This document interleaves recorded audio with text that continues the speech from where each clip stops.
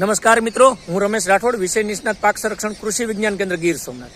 ખેડૂત મિત્રો, ખાસ કરીને આંબાનો પાક ખૂબ મહત્વનો બાગાયતી પાક ગણાય અને અત્યારે મોટાભાગના વિસ્તારોની અંદર આંબાની અંદર ફ્લાવરિંગ શરૂ થઈ ગયું છે. ઘણા બધા મિત્રોના પ્રશ્નો હોય કે એની અંદર મધ્યો, થ્રીપ્સ આવા ઇસ્યુ દેખાતા હોય. મારી ખાસ ભલામણ છે મિત્રો કે કેમિકલો અથવા જંતુનાશકો કે ફૂગનાશકોના દવાનો સ્પ્રે કરવા કરતાં પહેલા ડોઝની અંદર ખાસ કરીને જૈવિક જંતુનાશકો જો વાપરશું તો ખૂબ સારા પરિણામો મળી શકશે. અને આની અંદર ખાસ કરીને આપણી કૃષિ યુનિવર્સિટીઓની ભલામણ મુજબ એઝાડિરેક્ટિન 1500 ppm જે નીમ ઓઇલના નામે બજારની અંદર મળતું હોય એ 15 લીટર પ્રમાણે આપણી 60 ml ભલામણ છે. એની સાથે સાથે બીવરિયા બાજરા નામની જૈવિક જંતુનાશક દવા 15 લીટર પાણીની અંદર 80 ગ્રામ ભલામણ છે. આનો ડોઝ, આ કોમ્બિનેશનનો ડોઝ મિત્રો આપણે જો આંબાની અંદર કરશું તો આ થ્રીપ્સ અને મધ્યામાં ખૂબ સારા પરિણામો શરૂઆતના સ્ટેજે મેળવી શકાય.